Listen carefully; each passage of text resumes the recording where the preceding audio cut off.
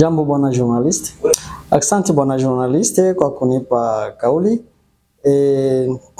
Yenye tunaweza elezea raia ni kusema hiyo siku ya 13 mwezi wa 3 inaanguka kusiku ya 4 ya pili ya mwezi wa 3. PENSOV programu ya macho inasherekea pamoja na OMS afya ya macho hasa zaidi kuhusu ugonjwa moya tunaita glaucoma, na inafanyaka juma mzima. Manake yani in semaine tunafanyaka depistage ya malali ya glaucoma, na tunatia mkazo sana kwa hiyo malali moya ya glaucoma kwa sababu ni ugonjwa yenye kuanja pole pole kumacho ya mtu pasipo yeye kujua. Inaanja pole pasipo mtu kujua. Ndio maana tunapatia kila mtu hiyo bahati ya kufika kukituo ya macho juu aweze kufanya vipimo yenye itaweza kusema kama macho iko vizuri au inaanja ugonjwa ya ile ugonjwa tunaita glaucoma.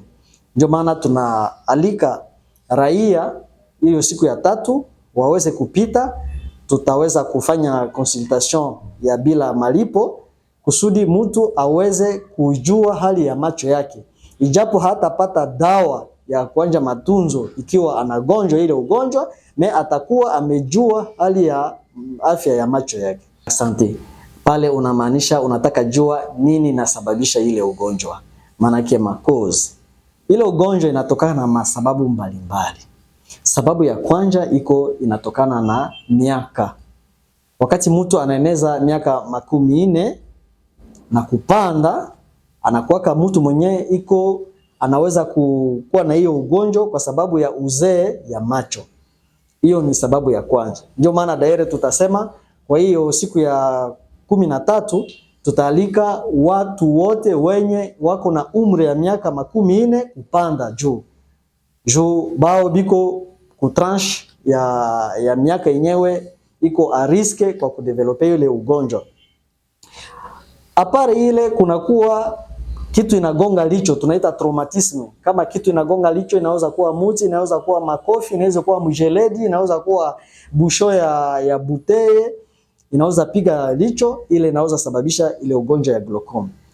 Ndio ya ile inaweza kuwa magonjwa yenye tunaita maladie generale ya mwili mzima. Kwa mfano malali ya sukari inaweza leta ile ugonjwa, au malali ya hypertension, tension ya mwili ya kupanda inaweza sababisha ile ugonjwa. Na ingine sababu inaweza kuwa operation. Kama mtu alipatwa na ugonjwa yenye iliacha bana opere macho yake, anaweza pia kudevelop ile ugonjwa. Na pia mtoto anaweza kazalika na ile ugonjwa. Anaweza kazalika nayo. Ndio ile masababu mbalimbali. Na ingine inaweza kuwa ugonjwa tunaita iveite iliingia kwa macho ya mtu, hakupata matibabu mzuri, alienda zitunjisha kwa mafarmasi wala kwa mganga asiyokuwa wa macho, na wakati haitunziwe mzuri inaweza leta complication ya ile ugonjwa tunaita glaucoma. Mtoto anaweza zaliwa na ile ugonjwa, inaweza kuwa juu ya ugonjwa alipata mama yake wakati alikuwa na mimba yake. Sawa rougeole, kama mama yake aligonjwa ugonjwa ya rougeole wala malaria ya nguvu, anaweza zaliwa na ile ugonjwa. Na ingine iko kizalikio tunaita heredite.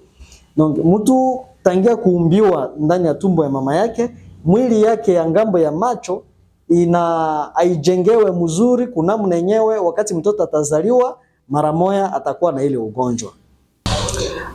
Kwa waraia Ituri tunaweza tukasema hiyo siku ya 3 huku kituo cha macho kwa matunzo ya macho Edvision tunaalikwa watu wote wenye yuko na umri ya miaka zaidi ya 40 wapite, watapata vipimo ya bure kuhusu ile ugonjwa. Watapata vipimo ya bure, lakini watajinunulia dawa ikiwa kama wanagonjwa ile ugonjwa. Na wale wako hapa Ituri pia wanaweza, kama hawawezi fika tu ku Edvision, wanaweza fika mahali pengine kwenye wanatuza macho, kwa mfano pale Seme wala Caritas wala Hopital Generale wala Rwankole kusudi baweze kuyua hali ya macho yao. Kwa raia inji Kongo mzima, tutaalikwa ku Kongo mzima kila mtu apite kukituo kia macho yenye kuwa karibu na kwake kusudi ayue afya ya macho.